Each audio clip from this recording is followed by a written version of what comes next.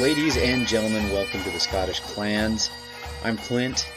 Thank you for joining me. It has been a little bit. Life is getting crazy these days, and I've got a lot on my plate, and so I get to the podcast when I can do it, so hopefully I don't lose a ton of people, but if I do, I'm still putting out content, and hopefully I'll have a core of faithful adherents that'll hang in there and keep dialed into when a new podcast pops up. But I'm doing my best, but this is about the time I've got these days. All right, so in keeping with the kind of the theme from the last podcast, which was about the Brahan Seer, this time we're going to be talking about another topic that's in the realm of clan folklore, and we're going to be talking about the fairy flag of the MacLeods. Now, often when the MacLeods are discussed, they are discussed in terms of their two branches, Síl Tormod and Síl Torkil. Síl Tormod is the branch that is MacLeod of MacLeod, or otherwise known as the MacLeods of Harris and Dunvegan. Now, I know MacLeod of MacLeod, that's more of maybe a title reserved for the chief and not the whole kindred, but you get what I'm going at. There's two different main branches, and so that's Síl Tormod, the other Síl Torkil, which is the MacLeods of Lewis. So all of the different, because there's actually quite a few different branches of MacLeods, similar to the MacDonalds or the Campbells, but all of them can be grouped under one of those two main groups, Síl Tormod or Síl Torkil. And there, even there, you can see something interesting, which is the Gaelic term, one of many Gaelic terms for something that has to do with the descendants of. So in that case, it's Síl. You have Canail, Sliecht. There's different Gaelic terms for this. It's a lot more developed, and it's one reason why I don't think we should get too wrapped around the axle about which English term we're using. Whether is it a sept, is it a branch, is it a is it a clan, or because it's not in a Gaelic-speaking part of Scotland, it's not a clan, and all that stuff. I don't get too bogged down and lose a lot of sleep over those terms, because there's a lot of different terms used in Gaelic. And depending on where you are and what time period, they were more or less specific and meant certain things. But anyway, so those are the two branches of the MacLeods. And the fairy flag pertains to both of them. All right, so I'm going to get into, before I get too far into this, I'm going to give a quick shout out to my sponsor, USA Kilts. I just watched one of their videos today. When do you wear a kilt belt, and when do you not wear a kilt belt? So if any of you ever wondered that question, go on their YouTube channel, USA Kilts and Celtic Traditions. Check them out. They've got a ton of other useful videos like that that'll help us out, as well as stuff about Scottish history and culture and all that stuff. And then you can also, if you're in the market for anything Celtic themed, but specifically Scottish, go on over to usakilts.com. And they've got some great products, great customer service, good quality, free shipping in the US. It's awesome. Go over and check them out. All right, so usually I start off by talking about sources. I think that's an important thing to get going with. So there's a couple of, they're not contemporary works, but they are, and I'll include the links to these in the show notes. I have notes on the relics preserved in Dunvegan Castle, Skye, and the heraldry of the family of MacLeod by Fred T. MacLeod. So that's one, and I'll provide a link to that. The next source that I have referred to for information about this subject is you can get this in a PDF off of the archive.org site, which I've actually used the heck out of for the sources on this podcast, but it's titled The MacLeods of Dunvegan. It's by R.C. MacLeod. It was published in 1927. So no, it's not a contemporary document, but it's hard to find those, really hard to find those. Another thing that is a little bit earlier in date, gets us a little bit closer, although it's still a little while later. It's written by a person named Thomas Pennant. He was published in 1772, and it's called A Tour in Scotland and Voyage to the Hebrides. And then as well as I also use historic-uk.org and I used the Wikipedia article on the fairy flag. So if you're looking for more information, and the Wikipedia article on this was huge, and it had a ton of sources, and that's actually what I used to help find some of my better sources, because some people have kind of a little bit of a hang up with Wikipedia. It's good for what it's for. All right, so there's my sources. Let me tell you a little bit about what it actually was. So the description of it is that it's made of silk. It's some sources say yellow, some say brown. It's about 18 inches square, and it has little elf spots on it, which were it's just that I believe it said they were red or brown spots on it, and that all depends on the various stages of it when it was looked at. And anyway, it's one of 3 MacLeod relics. The others 2 being the Dunvegan cup and Rory Moore's horn, drinking horn. And that's exactly what it looks like. It looks like a bull's horn that was cut off, hollowed out, made into a drinking vessel. All right, where did the MacLeods get the fairy flag? I'll tell you where it came from, the different origin legends, and then I'll actually tell you what it's supposed to do. It's supposed to have magical qualities. So this flag that I've just described to you, where did it come from? A more academic view, and by academic I don't mean scholarly, I just mean non-folklorish. What's a possible legitimate source where they could have got this? Well, it is made of silk, and so some think it comes from the Far East. Maybe it came from the Middle East during the Crusades. The Scots were involved in the Crusades, and it could have come home with them. Also, some people think maybe it had Viking origins. And when it comes to that, and this, I never read this anywhere, but I do know that there's the Viking trade network spanned quite a large geographical distance, and so even from the Vikings it could have come from the Near or Far East and eventually ended up in the Hebrides off the west coast of Scotland. Quite a journey. Anyway, wherever it came from, some people think Vikings.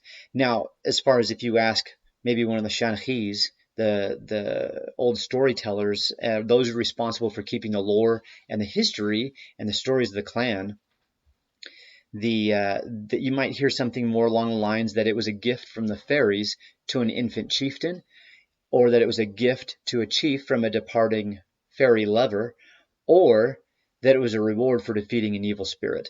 So, and I'll let you guys jump into, if you're interested more in the origins of the fairy flag, I think I've given you enough information on the sources that I've used. You can pursue that a little bit farther.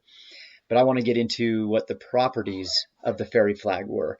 I'm just going to go down several properties that it's supposed to have. All right, it's supposed to have the ability to multiply a clan's military forces. It's supposed to have the ability to save the lives of certain clan folk. It's supposed to have the ability to cure a plague on cattle. The ability also to increase the chances of fertility, and the ability to bring herring into the loch at Dunvegan, just in case fishing's poor. And then some traditions relate that if the flag were to be unfurled and waved more than 3 times, it would either vanish or lose its powers forever. Now, I think that's worded a little bit weird, because I kind of use exactly the wording that I saw. That makes it sound like if you wave it in the air more than 3 times. And I believe, just from the broad section of reading that I've done on this, that it's not if you wave it in the air more than 3 times. It's that if it's pulled out and employed by waving it to save the day on more than 3 occasions, it will lose its power. Now, here's the problem, and that is, I just listed to you way more than 3 things it could be used for. And how do we know that it works in those cases? Unless there were stories of it being used to cure infertility, to cure a plague on cattle, to save the lives of clan folk, to multiply a clan's military sources. That's way more than 3 times that it could have been used that we could have seen the flag have those kind of properties. And you can tell that the way I'm talking, I'm going with it. All right, let's pretend it can do all those things that it's supposed to be able to do. That's way more than 3 times. Now, if we want to maybe try to play along a little bit more, We can say, well, that's referring to when the clan as a whole is in dire straits, and you pull it out and you wave it in the air to save it on a kind of a grand scale. Maybe that's more of what it's talking about. Those smaller occasions don't really count toward the 3 times. Maybe, I don't know. I didn't. Yeah, I didn't. Yeah, I mean, you may have noticed, those of you who have listened to this podcast before. Really, a lot of these podcasts, the main value in these episodes, the main value is to get the conversation started, not to give you an exhaustive information dump on any one given topic. So maybe I'm giving you enough to maybe spark some questions in your own mind. Maybe I've given you enough places to look at sources, and if you're interested, then you can pursue this a little bit farther. Now, the fairy flag, had hereditary keepers. Thomas Pennant, in his manuscript, he said that the kindred that was given responsibility to keep the flag, their name was Clan Efater.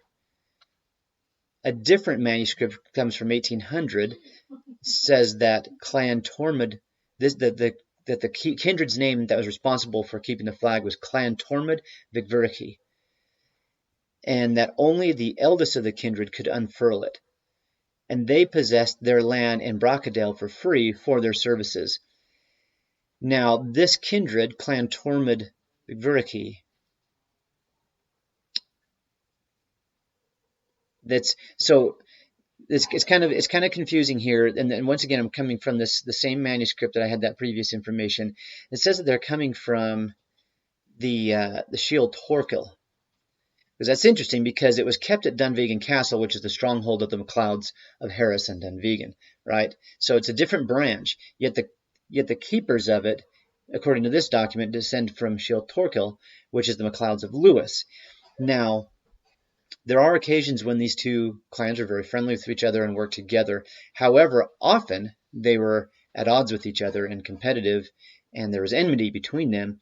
So I just think it's very interesting that the kindred said to be in charge of the flag is from the MacLeods of Lewis, while the flag was actually kept by the MacLeods of Harris and Dunvegan. Now, in battle, there's a certain posture around the flag as far as who is guarding it.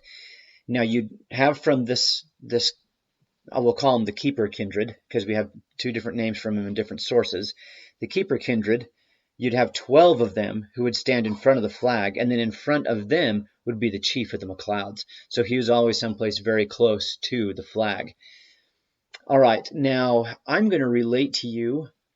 Now, remember, we talked about like the little smaller, more personal occasions that the flag could be used to help, and then there's the big grand scale occasions. Oh, one thing I also want to throw out there, and I didn't have this in my notes, but I did read it, was that pilots during World War II would actually carry a picture of the flag with them in flight to bring them luck. So that's kind of really interesting and very modern, very modern. So that's, I don't know, I think that's pretty cool. Now so for the next part, I'm going to describe 2 grand events that we have for the unfurling of the fairy flag. Now, before I get into the first one, which is the Battle of Bloody Bay, I'm going to give my sponsor a little bit more of a shout out here. So the USA Kilts, the company, we got Rocky and Eric. They're the faces that you'll see on the YouTube videos. I really enjoy their information that they put out on the YouTube videos. As a kilt wearer myself, I have found that they do a very good job of responding to listener questions or viewer questions, or just anticipating what the question is going to be when you're wearing a kilt. So, and oftentimes if it's a listener question, they'll read the question and then they'll respond to it. And in doing so, they've produced a ton of really pertinent content for those guys, those of us who are in the business of wearing a kilt. So go and check them out. And it's not just kilt stuff. It's broader Scottish culture, heritage, history. Go check them out on YouTube. They have a lot of good content on there. And their YouTube handle is USA Kilts and Celtic Traditions. The storefront's usakilts.com. They've got, I love my kilt that I got from them. I love wearing it on two specific events I like wearing it for. One's for like more formal type stuff, but the other is for hiking. I love hiking in my kilt. I love it. I look forward to hiking more because I know I'm going to wear my kilt while I hike. And it's a USA Kilts kilt. So I love the product. I love the quality of the product. I've got a few of the other accessories that you wear with a kilt that came with it. Their customer service in acquiring the kilt was awesome, and they took really good care of me. In fact, they even noticed that my measurements seemed like they were measurements like, you said you're only 5'9", yet your measurement's this, which is usually the measurement for a 6-foot-plus guy. They called me up about it and made sure they got it right. Anyway, there's a really good attention to detail and taking care of the customers. Free shipping in the USA, so go check them out. All right, I'm just going to, on this episode, I've decided, just to kind of keep things short, to only read one of the battles that we have the fairy flag unfurled during. This battle is known as the Battle of Bloody Bay. And for the account of this, I'm just going to read it straight off the Wikipedia article. We're gonna do the Battle of Bloody Bay here, and then I'm gonna split this, and I'm gonna do another episode, and I'm going to relate to you the other time the fairy flag was unfurled on a big grand scale, and that'll be the Battle of Glendale. So, and for the Battle of Bloody Bay, like I said, I'm gonna read off the Wikipedia article, and then next time I will be reading from the MacLeods of Dunvegan, which is one of the sources that I had mentioned at the beginning of this episode. All right, so for some background on the Battle of Bloody Bay, in 1476, James III of Scotland was informed of a secret treaty made by John of Islay with Edward IV of England. James stripped John of his earldom, as well as the sheriffdoms of Nairn and Inverness, and the lordships of Kintyre and Knapdale, but confirmed him with the remainder of his lands and the title Lord of the Isles. The designation of Lord of the Isles, however, was from this point forward to be granted by the crown rather than self-assumed. And John had lost much more than land and titles. He had lost prestige and standing amongst his own kin. The lordship had always depended on territorial expansion to give life to its warrior values, but now that it was contracting, all the latent tensions came forth, finding expression in the person of Angus Og. Angus, according to Hugh MacDonald, ejected John both from the leadership of the clan and from his own home, forcing him to seek shelter under an old boat. Now, one thing that didn't tell you right there, and it's about to tell you in the next paragraph, but it should have told you right there because it would mean more, is that Angus Og is John, the Lord of the Isles' son. All right. John gathered his remaining supporters in an attempt to quash his son's rebellion. John's fleet of galleys met those of Angus sometime in the early 1480s off the coast of Mull to the northwest of the present town of Tobermory, an area ever afterwards to be known as Bloody Bay. The battle. John MacDonald of Islay was supported by men from the Clan MacLean, Clan MacLeod, and Clan MacNeil. I'm going to pause real quick right there. All of those clans have tons of different branches. Well, not tons, but different branches. And it doesn't, this narrative here doesn't do a good job of specifying who's on which side. It is relevant. It's going to be relevant, especially for the MacLeods here in a second, but we'll get to that. Okay. He, John MacDonald of Islay, was opposed by his son, Angus Og MacDonald, who was supported by Alan MacRory, chief of Clan MacDonald of Clan Ranald, Donald Galach, chief of the Clan MacDonald of Slate, and Donald MacInnes, chief of the Clan MacDonald of Keppoch, as well as the MacLeods of Lewis. In bitter fighting, Angus defeated the galleys of his father's West Highland allies. Now, so let's go back and let's see what happened right there. So the winner of the Battle of Bloody Bay was Angus Og, the son. And we see that the MacLeods of Lewis had been on his side. So earlier when it says Clan MacLeod had sided with John MacDonald of Islay, that was the MacLeods of Harrison Dunvegan, the keepers of the fairy flag. All right, I'm going to continue reading. The Bannatyne manuscript states that William Dew, chief of the MacLeods, was killed early on, and at the fall of their chief, the MacLeods began to give way. So this is those on the side of John MacDonald of Islay. However, a priest named Colum Cleric made the keeper of the fairy flag unfurl his banner.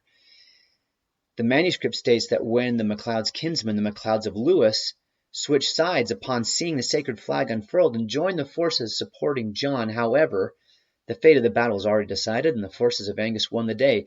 A large number of the clan was killed during the conflict, including the bearer of the flag, Mercha Bech, as well as the 12 men who were tasked with the flag's protection.